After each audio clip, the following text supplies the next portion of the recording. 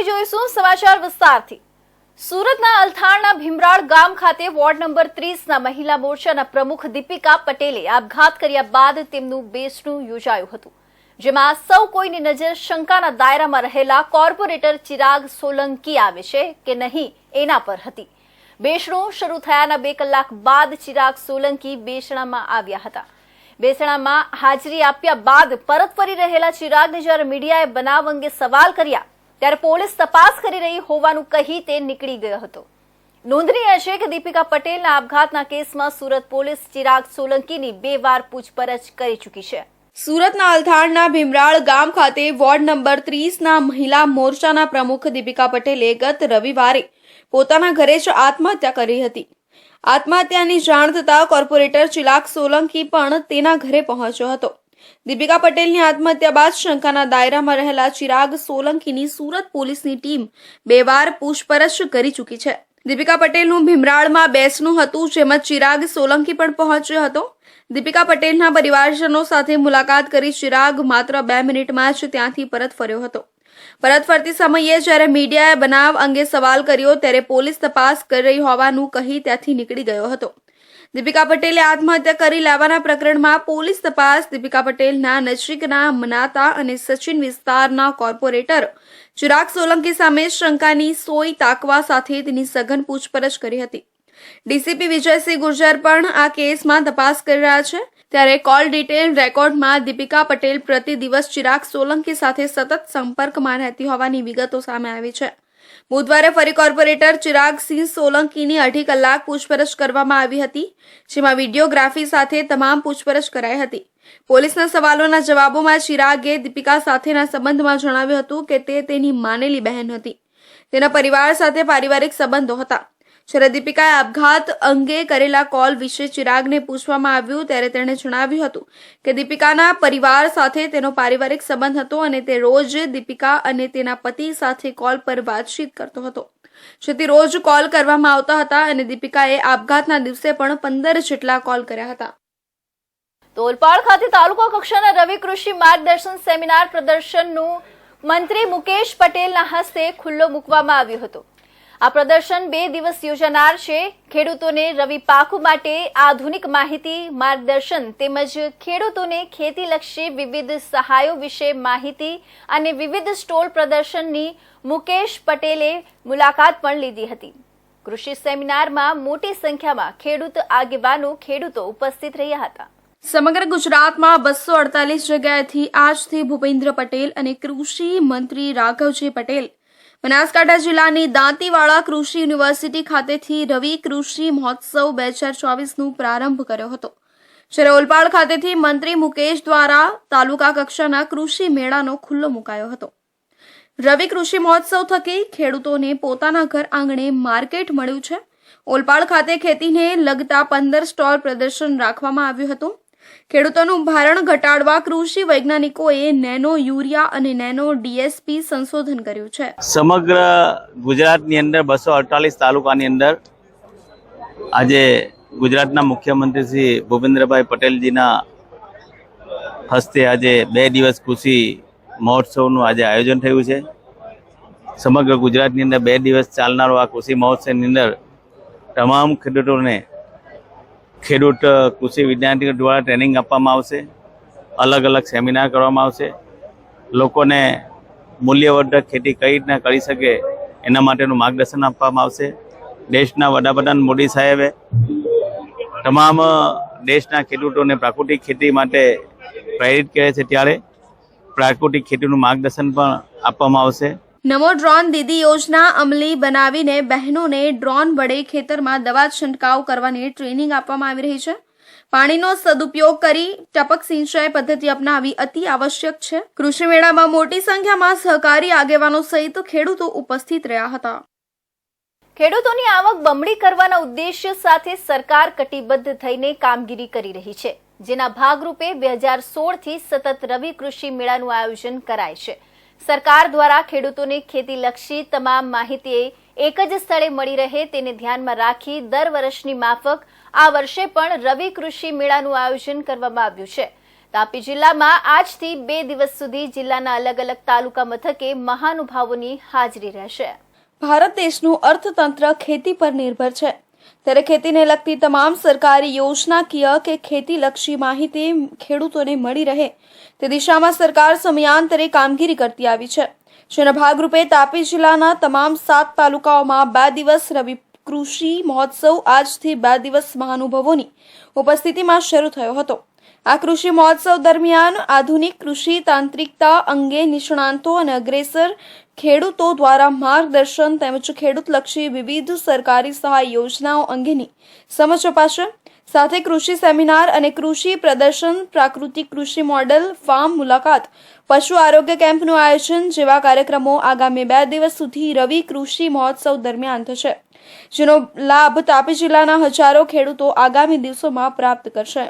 આજના કૃષિ મહોત્સવ નિમિત્તે અહીં અમારા ખેડૂત મિત્રો લગભગ 2005 અને 6માં માન્ય તત્કાલીન મુખ્યમંત્રી અને હાલના દેશના વડાપ્રધાન એમણે જે કૃષિ મહોત્સવ, કૃષિ રથ ગામે ગામ ફરી અને ખેડૂતોને માર્ગદર્શન આપવા માટે અને એની સાથે સરકારશ્રીની જે યોજનાઓ છે એ યોજનાઓ ખેડૂતો સુધી પહોંચે એના માટે એક કાર્યક્રમ તરીકે નહીં પરંતુ ઉત્સવની જેમ ઉજવી અને અવિરત પ્રમાણે હાલ પણ આ કૃષિ મહોત્સવ ચાલી રહ્યો છે.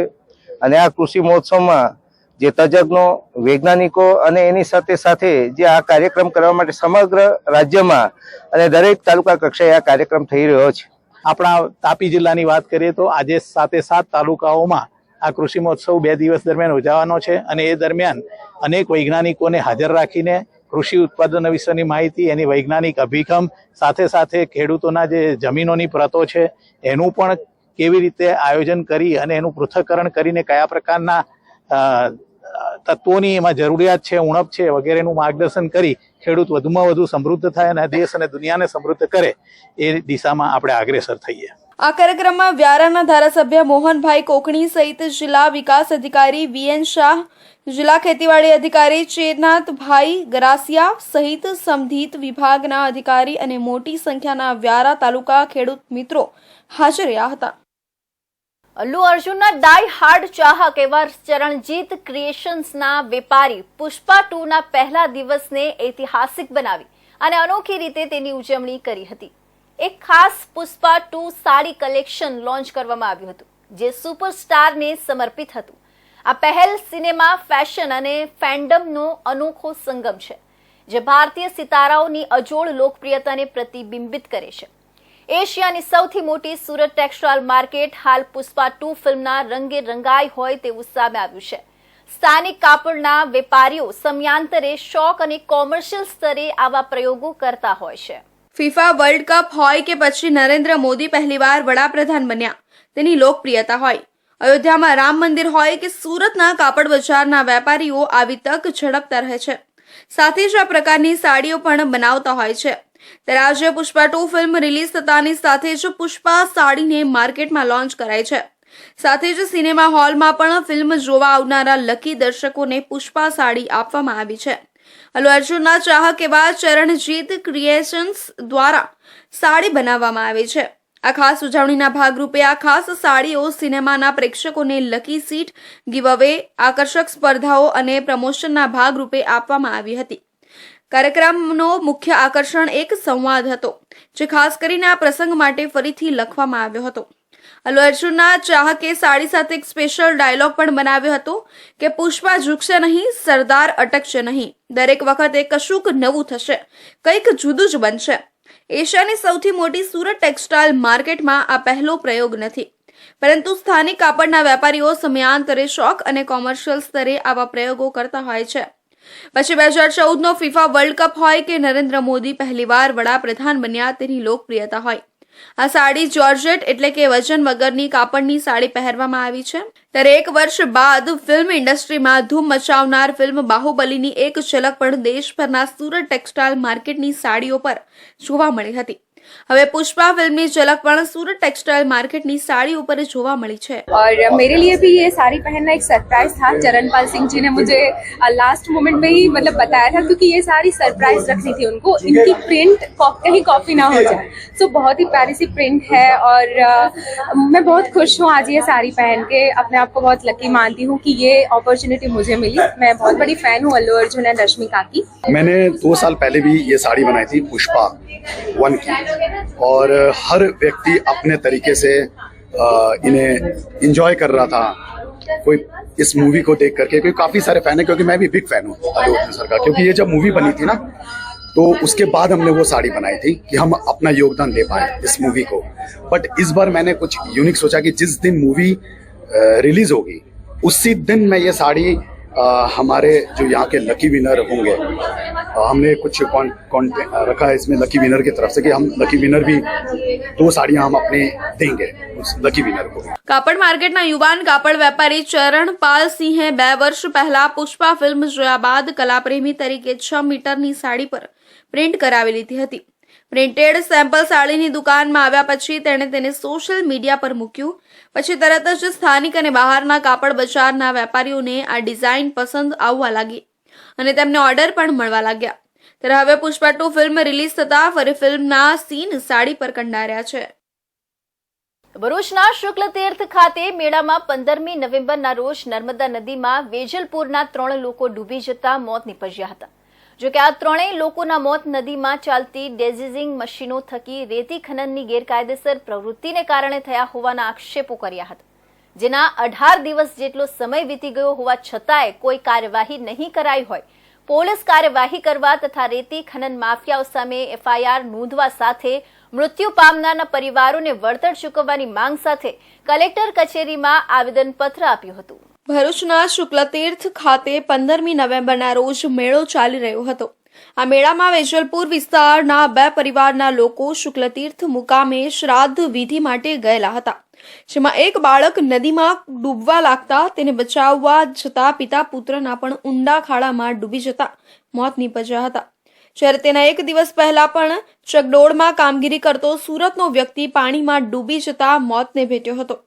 જો કે આ ઘટનાએ બન્યાને 18 દિવસનો સમય વીત્યો હોવા છતાંય ગેરકાયદેસર રેતી ખનન માફિયાઓ સામે કોઈ પણ પ્રકારની પોલીસ કાર્યવાહી નહીં કરાઈ હોય અને સમાજના લોકોમાં ભારે આક્રોશ જોવા મળી રહ્યો છે। શુક્લતીર્થમાં તારીખ 15ના રોજ જે અમારા સમાજના 3 વ્યક્તિઓના ડૂબી જવાના કારણે મૃત્યુ થયા હતા, તે ઇલીગલ માઇનિંગ કરનાર જે વ્યક્તિ છે એને પોલીસ તંત્ર અને વહીવટી તંત્ર દ્વારા પકડીને બહાર લાવવામાં આવે અને જે મૃત્યુ પામનાર 3 ઇસમ છે તેને દરેકને 50-50 લાખ રૂપિયાનું વળતર આપવામાં આવે, તેની રજૂઆત કરવા માટે આજરોજ કલેક્ટર સાહેબના સમક્ષ અમારા સમાજના વ્યક્તિઓ જોડે અમે આવેલા હતા। આરએસી સાહેબ જોડે અમારી વિગતવાર રજૂઆત થઈ અને આરએસી સાહેબને અમે ખાણ ખનીજ અધિકારી અને પોલીસ તંત્ર પણ અમારી જે આ બનાવના વિક્ટીમ છે એમના પરિવાર છે, પરિવાર સાથે અન્યાય થયેલો છે, તે અન્યાયની તમામ રજૂઆતો અમે કરેલી છે। તો એ બાબતે હું આપને માધ્યમ દ્વારા ધ્યાન દોરું છું કે ગુજરાત માઇન એન્ડ માઇનર્સ એક્ટની કલમ 40માં એવી જોગવાઈ છે કે જો કોઈ અકસ્માત થાય તો ત્યાં તાત્કાલિક ધોરણે સત્તા અધિકારી, સક્ષમ અધિકારી, જિલ્લા મેજિસ્ટ્રેટ અને પોલીસ વડાને તરત જાણ કરવાની હોય છે। આ જાણ પડવાનેદારે यानी કે રેતી ખનન માફિયાઓ દ્વારા કરવાની હોય છે। જો તેમણે આ 13/11/2014 ના રોજની જાણ કરી હોત તો 15/11ની જે ગુજારી ઘટના અમારા સમાજમાં થયેલી છે ના બની શક્યો હોત। એટલે આ કામમાં જે બનેલું છે એમાં અપકૃત્ય દ્વારા મનુષ્યવધ જે થયું છે, જેના વિરોધમાં ગુરુવારના રોજ વેજલપુર બંબાખાનાથી બાઇક પર જનાક્રોશ રેલી યોજીને આરડીસી એનએમ ધાંધલને આવેદનપત્ર આપી રજૂઆતો કરી હતી કે શુક્લતીર્થ ખાતે ચાલતા મેળામાં નર્મદા નદીમાં નાહવા જનાર યાત્રાળુઓ ઊંડા પાણીમાં ગરકાવ થઈ નહીં જાય તે માટે મોટા મોટા બોર્ડ લગાવવામાં આવતા હોય છે, પરંતુ આ વખતના મેળામાં પ્રશાસન કે પંચાયત થકી આવા કોઈ મોટા બોર્ડ લગાવવામાં આવેલા નથી અને પાણીમાં કોઈ લેખિત સૂચનાનું કોઈ બોર્ડ નહોતું। ચેતવણી રૂપી લાલ ઝંડીઓ, લાકડીના ખૂંટાઓ તથા સાવધાનીના બોર્ડ લગાવવામાં આવેલા ન હતા, તેમજ એમ્બ્યુલન્સની પણ વ્યવસ્થા ન હોવાથી તેમજ શુક્લતીર્થ પંચાયત કે પ્રશાસન દ્વારા કોઈ પોલીસ કે કર્મચારી મેળામાં ફરવા આવનાર કે નદીમાં સ્નાન કરવા યાત્રાળુઓ માટે ચેતવણી રૂપી કોઈ સૂચના કે નર્મદા નદીમાં ચેતવણી રૂપી કોઈ સાઇન બોર્ડ લગાવવામાં આવેલા ન હોવાને કારણે આ ગોઝારી દુર્ઘટના બનવા પામેલી છે અને તેના કારણે ખારવા સમાજના પરિવારના 3 લોકો પોતાનો જીવ ગુમાવવાનો વારો આવેલો છે, જેથી નિયમો મુજબ આ મામલે ફરિયાદ નોંધીને ગુનેગારો સામે કાર્યવાહી કરવાની સાથે મૃતક પરિવારોને વળતર ચૂકવવાની માંગ કરી હતી. તો હોમગાર્ડ્સ ડે નિમિત્તે વલસાડની જિલ્લા કમાન્ડન્ટ કચેરીએ હોમગાર્ડ્સ ડેની વિશેષ ઉજવણી કરાઈ હતી, જેમાં ધ્વજવંદન, શહેરના મુખ્ય માર્ગો પર route march, blood donation camp, જિલ્લાના અલગ અલગ વિસ્તારોમાં વૃક્ષારોપણ સહિતના અનેક કાર્યક્રમો વડે હોમગાર્ડ્સ ડેની ઉજવણી કરવામાં આવી હતી. જિલ્લાના હોમગાર્ડ્સ કમાન્ડન્ટ કચેરીથી હોમગાર્ડ્સના જિલ્લા કમાન્ડન્ટ દિવ્યાંગ ભગતના હસ્તે લીલી ઝંડી આપી રેલીને પ્રસ્થાન કરવામાં આવી હતી. આ રેલી શહેરના મુખ્ય માર્ગો પર ફરીને પરત હોમગાર્ડ્સ કચેરી આવી હતી. હોમગાર્ડ્સ કચેરી સહિત જિલ્લા વિવિધ વિસ્તારોમાં હોમગાર્ડ્સ જવાનો દ્વારા વૃક્ષારોપણ કરી પ્રકૃતિની જાળવણી માટે લોકોને સંદેશો પાઠવ્યો હતો. તેમજ કચેરી ખાતે રક્તદાન કેમ્પનું આયોજન કરવામાં આવ્યું હતું. વલસાડ બ્લડ બેંકને રક્તની પડતી અછતને પહોંચી વળવા આ રક્તદાન કેમ્પનું આયોજન કરવામાં આવ્યું હતું. રક્તદાન કેમ્પમાં હોમગાર્ડ્સના જવાનોએ ઉત્સાહભેર ભાગ લીધો હતો. આજરોજ 6 ડિસેમ્બરે વલસાડ હોમગાર્ડ દળ દ્વારા હોમગાર્ડ સ્થાપના દિવસ નિમિત્તે સવારે પ્રભાત ફેરી તેમજ ત્યારબાદ સફાઈ અભિયાન, વૃક્ષારોપણ, બ્લડ ડોનેશન કેમ્પ, ધ્વજવંદનનો કાર્યક્રમ રાખવામાં આવેલો છે. તે બદલ આપ સૌને હોમગાર્ડ દળના સ્થાપના દિવસ નિમિત્તે આપને ખૂબ ખૂબ શુભકામનાઓ.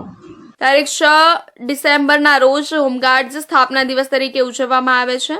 વલસાડ જિલ્લા હોમગાર્ડ્સ કચેરી ખાતે પણ જિલ્લા કમાન્ડન્ટની આગેવાનીમાં ઉજવણી કરાઈ હતી, જેમાં વૃક્ષારોપણ, સાફ સફાઈ અભિયાન અને બ્લડ ડોનેશન કેમ્પનું આયોજન જિલ્લા કમાન્ડન્ટ કચેરી ખાતે કરવામાં આવ્યું હતું. આ સાથે જ રૂટ માર્ચનું આયોજન કરવામાં આવ્યું હતું, જેમાં મોટી સંખ્યામાં જિલ્લાના હોમગાર્ડ્સ જવાનો જોડાયા હતા. તો આજે દેશમાં ભારતીય સંવિધાનના ઘડવૈયા ડોક્ટર બાબા સાહેબ આંબેડકરજીનો 68માં મહાપરિનિર્વાણ દિન મનાવવામાં આવી રહ્યું છે. ત્યારે સુરત શહેરના રિંગ રોડ ખાતે આવેલા બાબા સાહેબ આંબેડકરજીની પ્રતિમાને પુષ્પાંજલિ અર્પણ કરી હતી. દર વર્ષે દેશમાં ભારતીય બંધારણના ઘડવૈયા ડોક્ટર ભીમરાવ રામજી આંબેડકરની પુણ્યતિથિ નિમિત્તે 6 ડિસેમ્બરને મહાપરિનિર્વાણ દિવસ તરીકે ઉજવવામાં આવ્યું છે.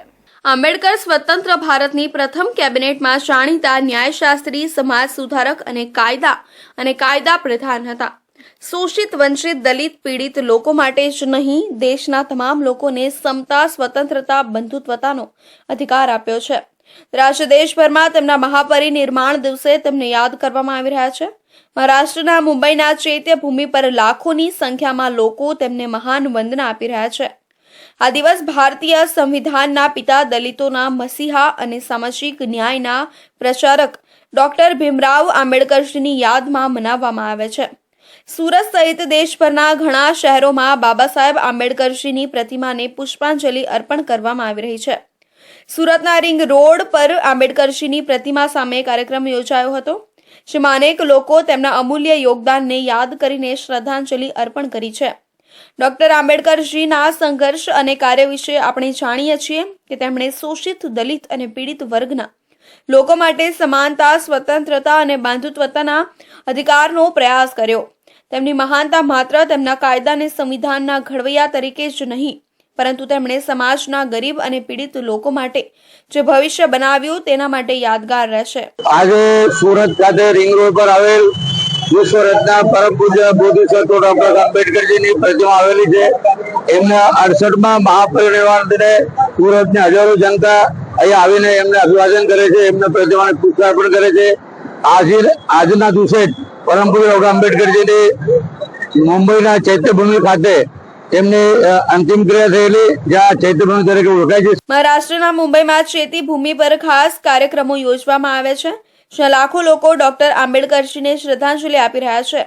આ દિવસ પર સમગ્ર દેશમાં તેમના સંઘર્ષ અને સ્વતંત્રતા માટે યોગદાનને યાદ કરવામાં આવે છે.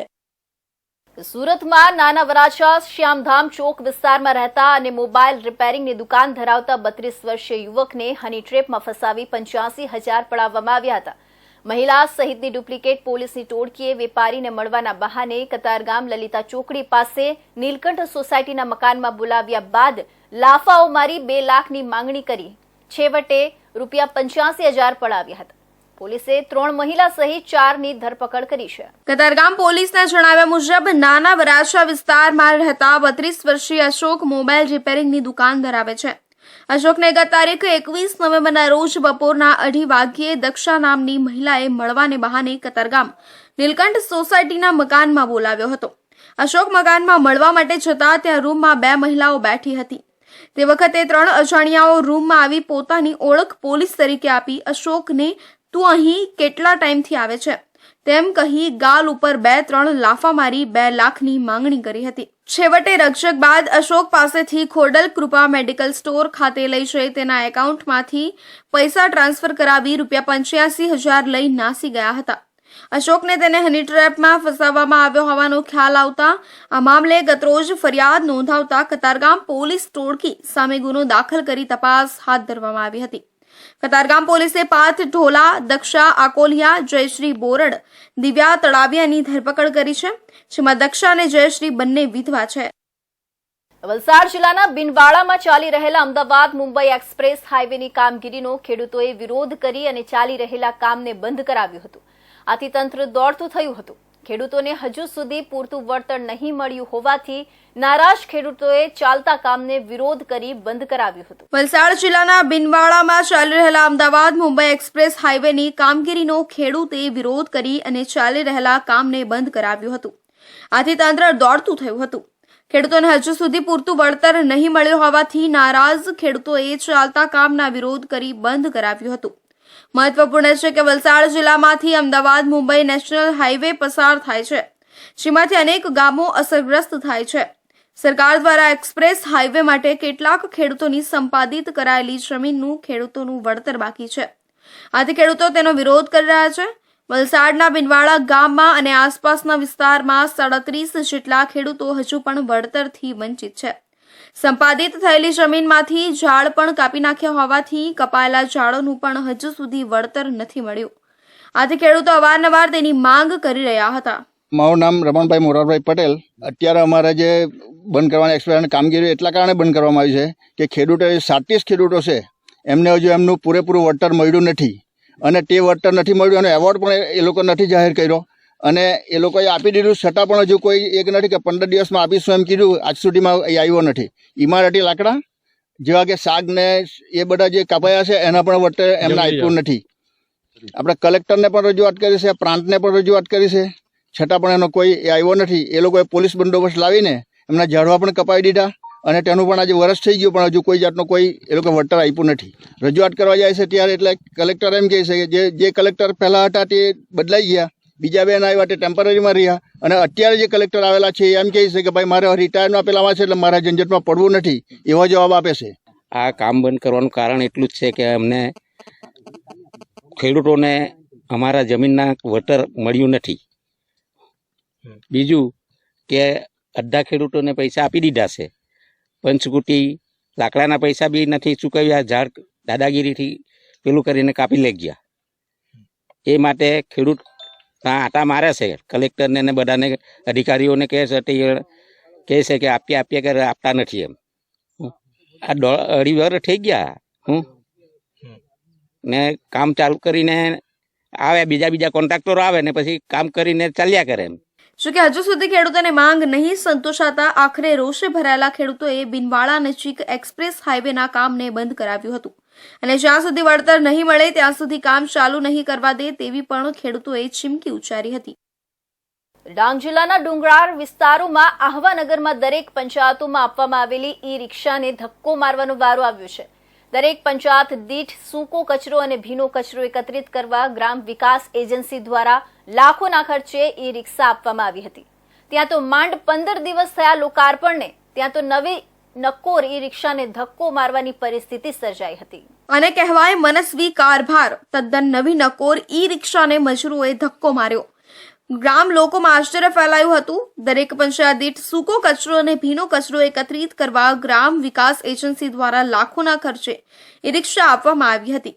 ત્યાં તો માંડ 15 દિવસ થયા લોકાર્પણને, ત્યાં તો નવી નકોર ઈ રિક્ષાને ધક્કો મારવાની પરિસ્થિતિ સર્જાઈ હતી. મજૂર વર્ગ જુઓ, યશસ્વી કુશળ નેતૃત્વની સરકારના નેતાઓ જુઓ. માટે જ કહે છે કે ગામડાના લોકો કે ગામડામાં વિકાસ આવતા તો ધક્કો તો મારવો જ પડે. એ પછી વિકાસ જ કેમ ન હોય. ગ્રામ વિકાસ એજન્સીને સોંપો. હવે આ ઈ રિક્ષા મેન્ટેનન્સનું કામ એમના સ્ટાફ અને અધિકારીને ખૂબ જ સારો અનુભવ છે. ખરીદી અને મેન્ટેનન્સનો પણ. જો આજે આ ઈ રિક્ષાની આહવાનગરમાં આ સ્થિતિ જોવા મળી તો ડાંગ જિલ્લાના ડુંગરાળ વિસ્તારોમાં દરેક પંચાયતોમાં આપેલી ઈ રિક્ષાની શું પરિસ્થિતિ થશે? ડાંગ જિલ્લાના નેતાઓ અને ઉચ્ચ અધિકારીઓ ગ્રામ વિકાસ એજન્સી દ્વારા આપવામાં આવેલી ઈ રિક્ષાની ખરીદી અને ટેન્ડરિંગમાં કોની પોલમપોલ છે અને કોના ખિસ્સા ગરમ થયા છે, યોગ્ય તપાસ કરવામાં આવે તો ભોપાળું બહાર આવે એમ છે. આજે દેશમાં ભારતીય સંવિધાનના ઘડવૈયા ડોક્ટર બાબા સાહેબ આંબેડકરજીનો મહાપરિનિર્વાણ દિન મનાવવામાં આવી રહ્યો છે. સુરત શહેરના પાંડેસરા વિસ્તારમાં આવેલા નાગસેનનગર બુદ્ધ વિહાર નિઃશુલ્ક શૈક્ષણિક ક્લાસમાં માન વંદનાનો કાર્યક્રમ રાખવામાં આવ્યો હતો. બાબા સાહેબ આંબેડકરજીની પ્રતિમાને પુષ્પ અર્પણ કરી રમાભાઈ ચોક સુધી રેલી યોજી હતી. વિદ્યાર્થીઓ, યુવાનો અને મહિલાઓ સહિત મોટી સંખ્યામાં સ્થાનિકોએ વ્યસન મુક્ત રહેવાનો સંકલ્પ કર્યો હતો. દર વર્ષે દેશમાં ભારતીય બંધારણના ઘડવૈયા ડોક્ટર ભીમરાવ રામજી આંબેડકરની પુણ્યતિથિ નિમિત્તે 6 ડિસેમ્બરને મહાપરિનિર્વાણ દિવસ તરીકે ઉજવવામાં આવે છે. આંબેડકર સ્વતંત્ર ભારતની પ્રથમ કેબિનેટમાં જાણીતા ન્યાયશાસ્ત્રી, સમાજ સુધારક અને કાયદા પ્રધાન હતા. શોષિત, વંચિત, દલિત, પીડિત લોકો માટે જ નહીં, દેશના તમામ લોકોને સમતા, સ્વતંત્રતા, બંધુત્વતાનો અધિકાર આપ્યો છે. આજે દેશભરમાં તેમના મહાપરિનિર્વાણ દિવસે તેમને યાદ કરવામાં આવી રહ્યા છે. મહારાષ્ટ્રના મુંબઈના ચૈત્ય ભૂમિ પર લાખોની સંખ્યામાં લોકો તેમને મહાન વંદના આપી રહ્યા છે. મહામાનવ ડોક્ટર બાબા સાહેબ આંબેડકરજીના 68મા મહાપરિનિર્વાણ દિવસ નિમિત્તે આજે પાંડેસરાના નાગસેનનગર નિઃશુલ્ક શૈક્ષણિક ક્લાસ બુદ્ધ વિહારની અંદરમાં માન વંદનાનો કાર્યક્રમ રાખવામાં આવેલો હતો. માન વંદના રેલી સ્વરૂપે ઉજવીને અમે રમાભાઈ ચોક ડૉક્ટર બાબા સાહેબ આંબેડકરજીના સ્મારક સુધી પહોંચ્યા અને બધાએ ત્યાં પુષ્પાર્પણ કર્યા. અને પુષ્પાર્પણ કર્યા પછી અમે લોકો બધા સંકલ્પ લીધો કે ભાઈ સમાજની અંદરમાં, પરિવારની અંદરમાં જે કોઈ વ્યસન કરતું હોય, વ્યસન ધરાવતું હોય, એ વ્યસન એ લોકો પાસેથી છોડાઈએ અને વ્યસન મુક્ત રહીએ, વ્યસન મુક્ત સમાજ કરીએ. સુરત શહેરના પાંડેસરા વિસ્તારમાં આવેલા નાગસેનનગર બુદ્ધ વિહાર નિઃશુલ્ક શૈક્ષણિક ક્લાસમાં બાબા સાહેબ આંબેડકરજીને માન વંદના આપવામાં આવી હતી.